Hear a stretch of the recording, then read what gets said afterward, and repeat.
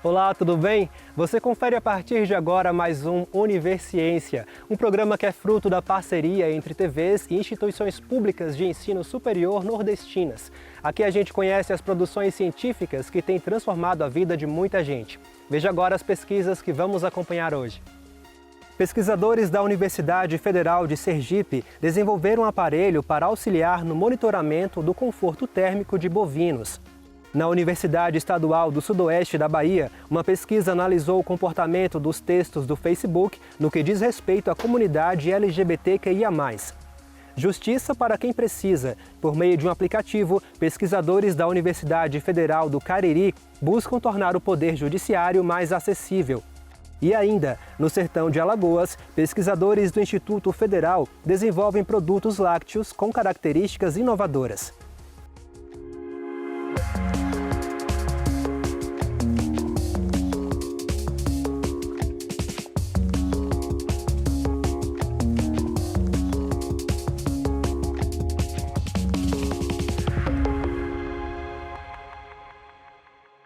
Com média de produção de 49 milhões de litros de leite por ano, Nossa Senhora da Glória, município localizado no Alto Sertão de Sergipe, carrega o status de maior bacia leiteira do estado. Em 2020, a cidade respondeu por 13% do leite produzido em todo o território sergipano, de acordo com dados do IBGE. É numa propriedade rural do município que pesquisadores da Universidade Federal de Sergipe estão testando equipamento para auxiliar o monitoramento do conforto térmico de vacas na produção leiteira. É conhecida como ser a bacia leiteira do estado de Sergipe. É aqui que se concentram os principais produtores de leite, duas grandes indústrias de laticínio que absorvem também essa produção leiteira. E produzir leite é trabalhar geralmente com genética europeia. E genética europeia é genética de clima temperado. E nós estamos numa região extremamente quente, né? O Nordeste brasileiro todo é muito quente. Então, produzir leite de qualidade com fatores ambientais muitas vezes controversos, aquele sistema de produção, acaba gerando um certo conflito de interesse na produção. Sabendo a importância, né, de conhecer esses dados climáticos, o que a gente fez? A gente resolveu desenvolver um aparelho, né, que ele vai registrar todas essas informações que são importantes, né, para a zootecnia, né, principalmente para a produção aqui das vacas de leite. A proposta é justamente avaliar as condições ambientais, avaliar o ambiente térmico onde essas vacas são criadas. Então, ver como está a qualidade em relação à temperatura, umidade, radiação, como que eles influenciam na produção da vaca leiteira. Como que era feito antigamente? Antigamente o pessoal tinha que ficar toda hora, né, de hora em hora, vai ler lá no termômetro, anotava numa caderneta, depois fazia esses cálculos manualmente, né, para poder montar as planilhas. Já no aparelho, o que a gente fez? O aparelho ele tem um código, né? Ele foi todo feito em Python. Você consegue ter, no nosso caso aqui, né, ele foi programado para a cada 1 minuto ele registrar todas essas informações, pegar essas informações, calcular, né, os índices, e ele ainda tem um cartão de memória onde que ele armazena esses dados e, usando a rede Wi-Fi aqui da fazenda, ele manda para um banco de dados na internet, ao qual, né, aqui no celular, eu posso clicar e ter todas essas informações em tempo real. Esse equipamento ele faz parte de uma plataforma. Ele seria como se fosse o tato. Eles são vários sensores embarcados, o qual se conecta com uma plataforma online. Essa plataforma online é responsável por armazenar e processar esses dados e tornar eles disponíveis para relatórios, né? Por exemplo, aqui nessa fazenda a gente está trabalhando com um bovino e o índice que a gente usa é o ITU e ITGU, que é Índice de Temperatura e Umidade, e Índice de Temperatura de Globo Negro e Umidade. Cada índice tem suas faixas de conforto e, com isso, o proprietário pode ter um relatório especificando as várias faixas das fases do dia em que o animal se sente estressado. Com isso, ele pode tomar algumas atitudes, como melhorar a ventilação, tomar algumas ações que podem estar melhorando o conforto desse animal. E com isso está aumentando a produtividade e também tendo menos gastos, visto que o animal, quando ele está no seu bem-estar, gasta menos energia se autorregulando e com isso ele pode consumir menos ração.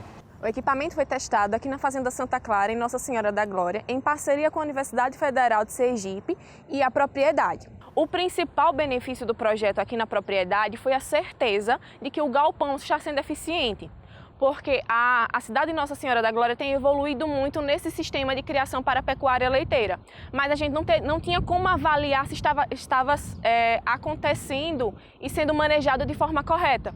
Com o uso do aparelho, nós conseguimos avaliar a temperatura dentro e fora do galpão, assim como a umidade. E assim, sair do achismo e ir para a certeza de que as vacas elas realmente estão confortáveis termicamente e com relação à umidade também. Então, toda vez que o ambiente ele não proporciona essa zona de conforto térmico ao animal, o animal ele muitas vezes não consegue produzir aquilo que ele estaria apto, ou pela nutrição, ou pela sua genética, ou pelo seu manejo.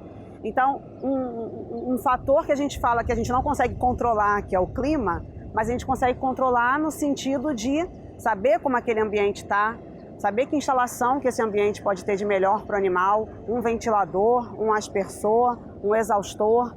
Então, essas mudanças são possíveis. A gente não consegue controlar o tempo, mas a gente consegue controlar como que esse clima pode influenciar no animal. O nosso equipamento ele se aplica a outras áreas também. Pode ser utilizado em ambientes hospitalares, industrial, da agricultura também, ambientes de casas de vegetação fechada. Então ele tem uma aplicabilidade em vários setores. Trabalhar nesse projeto foi importante porque a gente pode trazer essas soluções que já existem no mercado, baixando o custo de produção, custo de desenvolvimento e tornando acessível para pequenos produtores que possam usar esse tipo de tecnologia de agricultura digital em suas propriedades. Esse tipo de projeto é muito importante porque ele aproxima a universidade do produtor, né? Então a gente está aqui na propriedade desenvolvendo a pesquisa, o produtor ele vê a pesquisa sendo desenvolvida e ele entende a importância dessa parceria universidade e sociedade. É uma parceria muito importante da Fazenda Santa Clara com a Universidade Federal de Sergipe, instalando esse equipamento aqui para ver o ambiente, a temperatura do ambiente e o bem-estar dos animais. Então, isso é muito importante para o nosso município, Nossa Senhora da Glória, e também para outros produtores de leite, né? Veja daqui a pouco. Pesquisa mostra como a comunidade LGBTQIA+, é vista e representada no Facebook. O intervalo é rápido, não saia daí.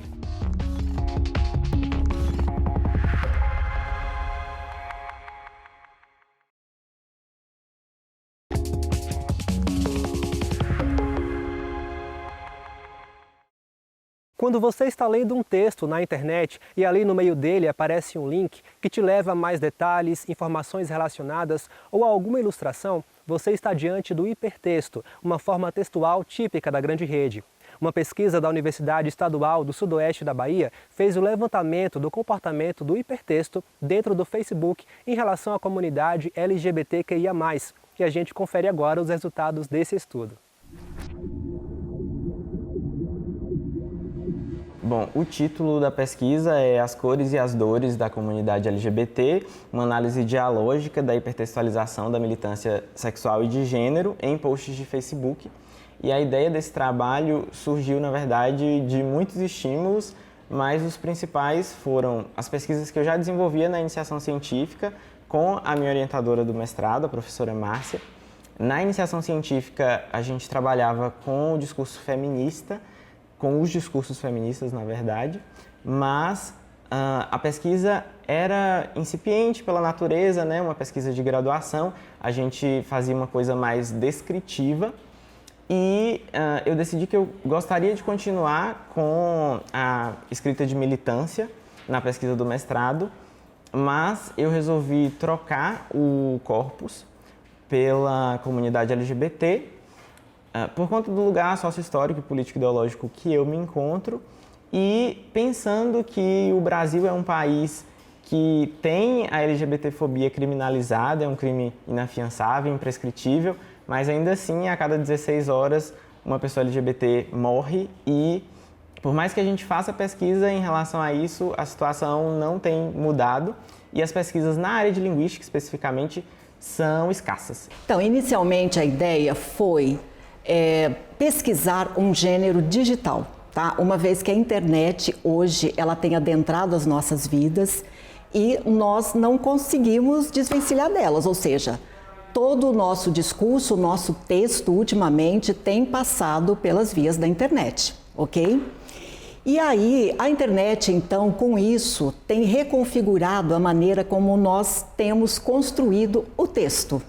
Então, por exemplo, na internet nós temos o hipertexto, e esse hipertexto traz características como a questão da ubiquidade, como a questão da virtualidade, de uma reconfiguração da linguagem, uma vez que essa linguagem ela passa a conter semioses, como as cores, como os sons, né, como outras fontes que fazem parte, que começam a fazer parte da construção de sentido. Nós escolhemos o Facebook pelo fato de ser a rede social mais utilizada do mundo, é a rede social, pelo menos, que tem mais contas ativas, são quase 3 bilhões de pessoas que utilizam o Facebook, e é a rede social mais cara do mundo também, $1 trilhão envolvido aí.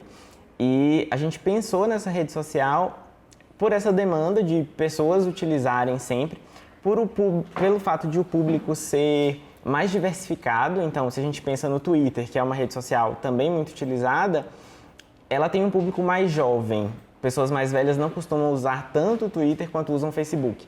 O Instagram já é uma rede social mais focada em fotos. O TikTok, que é uma febre hoje em dia, é mais focado em vídeo. E o Facebook é a rede social que dá essa possibilidade de você escrever os textões e falar sobre vários temas e abrange um público muito grande. Então, é uma rede social que tem muito assunto sendo discutido e a comunidade LGBT usa bastante disso para tratar de suas pautas e as pessoas utilizam bastante o Facebook para atacar as pautas da comunidade LGBT. O hipertexto online é aquele texto que é utilizado na internet e que tem características como, por exemplo, a utilização de links e que você apertando ali te leva para um outro texto que vai te explicar alguma coisa a respeito e que se você não tomar cuidado, né, você não volta mais para aquele texto que você estava vendo, porque pode te levar para outros caminhos, né? Você tem a possibilidade de ter, por exemplo, reconfiguração da linguagem do tipo sons aparecerem na constituição do sentido, cores aparecerem na constituição, fontes, né, com tamanhos diferentes, etc. A partir da pesquisa que a gente empreendeu, a gente estava olhando para as estratégias hipertextuais que funcionavam nos posts, né?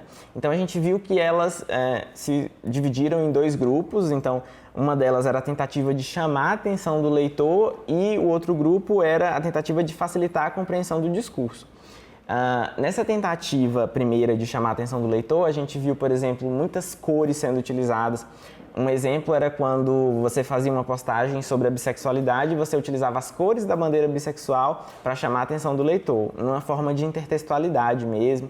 A gente viu também muitas imagens, muitas figuras, muitos GIFs, às vezes vídeos, isso para chamar a atenção. E para facilitar a compreensão, a gente viu o uso das legendas explicando termos. Então, por exemplo, quando se falava de cis-heteronormatividade, então o que é isso para um leitor leigo? Isso era explicado na legenda. O que é transgênero, a diferença entre transexual e a diferença entre identidade de gênero e orientação sexual, por exemplo. Então, tudo isso era feito nos posts para facilitar a compreensão. Aí a gente quantificou isso e a gente percebeu que dessas táticas que foram utilizadas, a que se repete em todos os posts, em 100%, é a utilização da língua escrita para facilitar a compreensão do texto. E aí a gente viu também que o destaque de anunciados a partir da disposição visual deles, tamanho de fonte, cor, apareceu em 75% dos nossos dados. E o outro dado que foi bastante relevante foi o uso de citação, emprego de capturas de tela, que isso apareceu em 50% dos posts. De resto, a gente teve aparições só em 25% que não foram tão relevantes assim, mas, por exemplo, as pessoas colocavam os direitos autorais de uma imagem, tudo para que você fosse até uma outra página e visse isso de forma mais detalhada. Isso aparecia em 25% dos posts.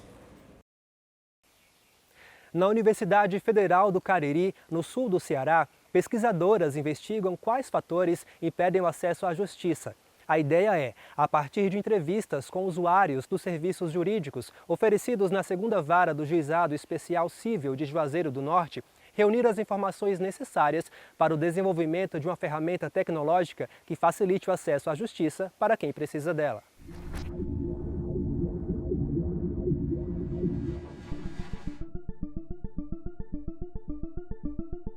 Ao observar o modo como os órgãos se apropriam da tecnologia da informação, ao vivenciar a pandemia do novo coronavírus e perceber também como as audiências passavam a ser realizadas de forma remota. Eu, por exemplo, tive a oportunidade de participar de audiências onde as partes mal conseguiam manejar o telefone celular, abrir para que a voz saísse, para que o vídeo saísse. Sempre alguém chega para mim e pergunta: professora, eu estou com um problema e eu dei uma olhada no meu processo, agora o meu nome está como exequente. O que é isso? Quer dizer, são termos que, para a maioria das pessoas, são alienígenas. Agora aqui eu estou com o site do Superior Tribunal de Justiça aberto, que tem os meios de comunicação que eles nos oferecem, que é ouvidoria, atendimento judicial, telefones e e-mails e o balcão virtual, que são uma ferramenta presente tanto nele quanto no TJ Ceará, que são uma atribuição que eles disponibilizam para as pessoas terem um acesso mais rápido a esse tipo de serviço. Eles só disponibilizam essa aba de Fale Conosco e tem essas opções de balcão virtual, vai te direcionando de uma aba a outra e pronto, só. Não tem uma certa orientação para quem é realmente leigo, né, nessa questão da tecnologia, para, de fato, entender como é que vai realmente funcionar.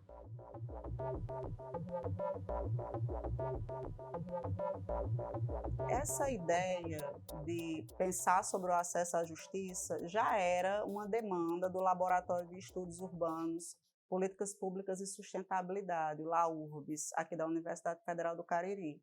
Tanto que é um laboratório interdisciplinar que congrega interesses em várias áreas e profissionais de várias instituições. Então, pensar o acesso à justiça, pensar políticas públicas de acesso à justiça já era uma demanda nossa. E aí a gente conversou muito sobre isso e percebeu que a pandemia, ela provocou uma reflexão sobre como é que a tecnologia da informação vem sendo utilizada no judiciário e como é que ela será no pós-pandemia.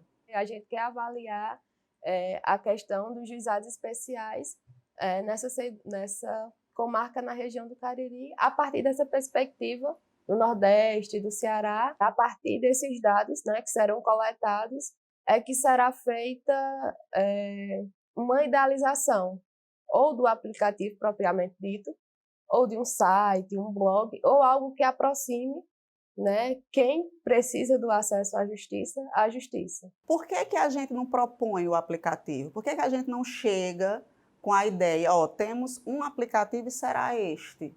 Porque se nós agirmos assim, nós estamos não respeitando a participação e a fala e o interesse de quem realmente é o destinatário, né, da política pública. Então, seria relativamente simples a universidade, o pesquisador, se arvorar das teses, das técnicas e dizer que tem a solução para o problema. A gente precisa ouvir o outro. A partir desse olhar para o outro, a gente pensar quais são as saídas tecnológicas possíveis. E aí, por que tecnológicas? Porque nós vivemos esse estado de coisas. É quase impossível, né, numa sociedade profundamente marcada pelo digital como a nossa, que a gente não pense em alternativas de caráter tecnológico para a resolução dos problemas atuais. Então, eu penso que a realidade da pandemia, somada ao fato de que o digital já era uma realidade na vida de todas as pessoas em alguma medida, então, por que não cogitar o uso da tecnologia? Por que não cogitar o uso de um aplicativo para pensar na solução do problema que a gente está visando investigar? Houve a publicação, né, do edital universal do CNPq, com vigência 22/25, submetemos à agência de fomento e, a partir da aprovação, a gente precisou esperar um tempo, né, para a implementação dos recursos, para só depois a gente efetivamente começar a executar as fases da pesquisa, né? Como no momento a gente está fazendo esse levantamento dos dados bibliográficos, levantamento do dado documental, há ainda, né, a nossa ida a campo, então a gente ainda vai estar próximo do juizado especial, na 2ª comarca de Juazeiro do Norte. O acesso à justiça ele é facilitado para pessoas que têm melhores condições do ponto de vista econômico? Quando nós observamos a literatura, historicamente, a justiça institucionalizada, ela foi voltada para as pessoas que tinham como pagar por ela. Seja pagar pelo serviço de um advogado, seja pagar as custas judiciais, porque um processo tem um custo, mas pense também que o fortalecimento dos movimentos sociais pressionam esse Estado, né, a reelaborar suas políticas públicas, porque direitos são conquistados, né? Não são presentes. E um dos objetivos do desenvolvimento sustentável, um dos ODS da Agenda 2030, é justamente a criação de mecanismos para fortalecer as instituições, a justiça, a democracia e a cidadania. Nós temos uma agenda, o Brasil inclusive se compromete ao cumprimento dela, assim como uma grande realidade de países aqui da realidade ocidental. Então, assim, duas coisas estão acontecendo em paralelo. Um levantamento documental e bibliográfico e análise desses dados e, em paralelo, a produção das documentações que são necessárias para que nós tenhamos um parecer favorável do Comitê de Ética em Pesquisa. Terminada essa fase, aí sim a gente começa o campo, que é sair da UFCA e ir até a 2ª Vara do Juizado Especial Cível, aqui de Juazeiro do Norte, e efetivamente começar a aplicação, né, das entrevistas, dos questionários. E, finalmente, analisar esses dados e aí sim perceber qual seria a ferramenta tecnológica que seria adequada, considerando aquele contexto que foi estudado. A seguir, você confere como o desenvolvimento de alimentos inovadores estão gerando trabalho e renda no interior de Alagoas. É logo após o intervalo.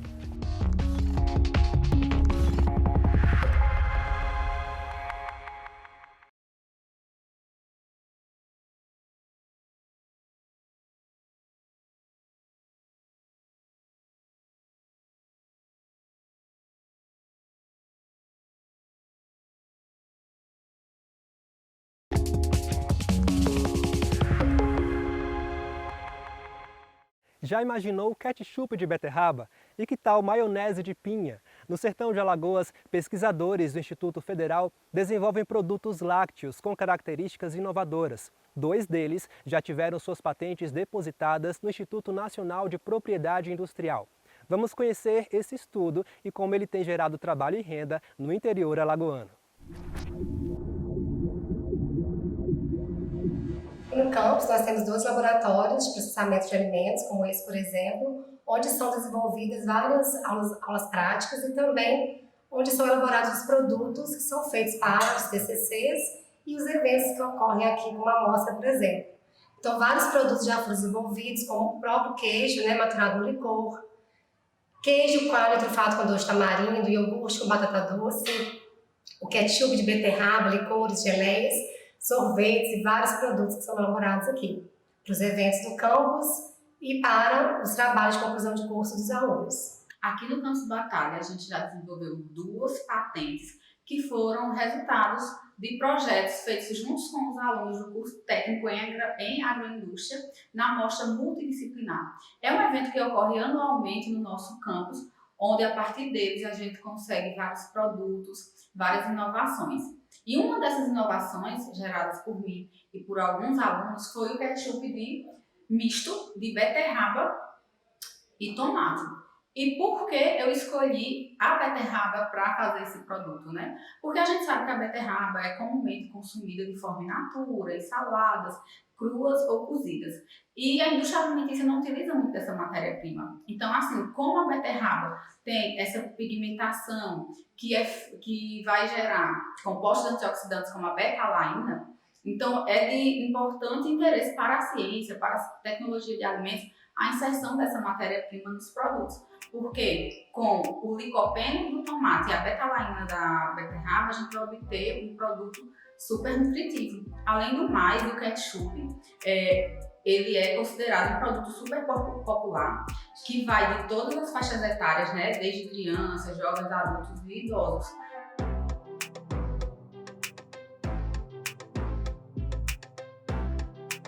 Nós também desenvolvemos o néctar misto a partir do blend, que é uma mistura, né, de um ou mais ingredientes. Utilizamos a pinha e graviola. Por que a escolha desses produtos, né? Eles são da mesma família e a gente observa que a pinha está comum no nosso sertão. Às vezes você encontra no quintal de uma vizinha, no terreno de outro conhecido, de um familiar, e a pinha só é consumida de forma in natura, também pouco utilizada pela indústria de alimentos. Então, assim, foi uma sugestão dada por uma das alunas, né? E a gente optou e, para nossa surpresa, assim, deu muito certo o sabor. Ele foi degustado na nossa feira, né, de mostra multidisciplinar, e foi super aprovado tanto pela comunidade acadêmica, como também pela comunidade externa que vieram nos visitar. E além de tudo, a junção dessas duas frutas vai nos trazer muitos benefícios, porque elas são super nutritivas, ricas em vitaminas, ricas também em compostos antioxidantes, como carotenoides, vitamina C e flavonoides. E fica essa opção que a indústria alimentícia também pode investir em néctar.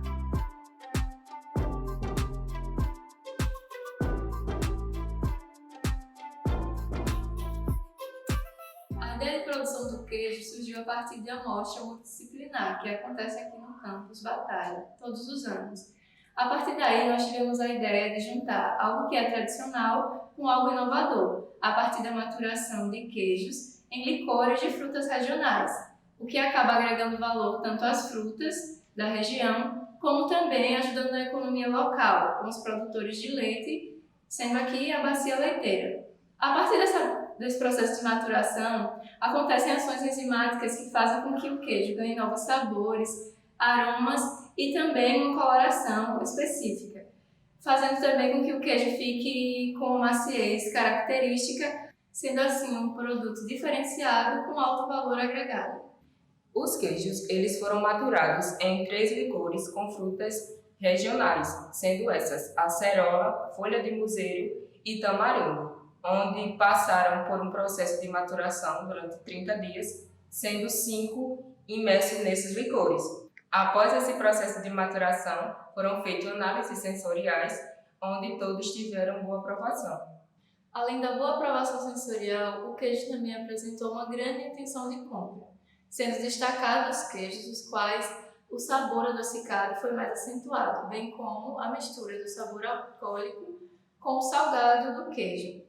Também foram realizadas análises físico-químicas, no qual o queijo foi classificado como de média unidade e semigordo, apresentando uma vida de prateleira prolongada, podendo até ser levado para exportação. O campus Batalha está localizado na Bacia Leiteira de Alagoas, então o desenvolvimento de produtos lácteos é muito importante, pois agrega valor ao leite, o que pode gerar mais renda para os produtores locais e desenvolver produtos que sejam mais atrativos para a comercialização. Depois de patenteado, o produto já está no mercado e eu tenho ouvido relatos de alguns pais que têm crianças com necessidades específicas, como TDAH, autismo, falando que eles estão substituindo o ketchup tradicional pelo ketchup misto de tomate e beterraba, porque as suas crianças estão com um paladar mais aguçado para esse produto. E que surpresa boa, né? Porque assim, a maioria das crianças não gosta da beterraba in natura, dessa hortaliça. Então, como a gente introduziu no ketchup, a gente está tendo esse feedback positivo. E o Universiência de hoje fica por aqui. No próximo programa traremos mais pesquisas para você conhecer. E já sabe, se você tem uma dúvida ou sugestão, envie para o nosso e-mail universiencia@uesb.edu.br que a gente explica por aqui em um outro programa. Tchau, tchau e até lá!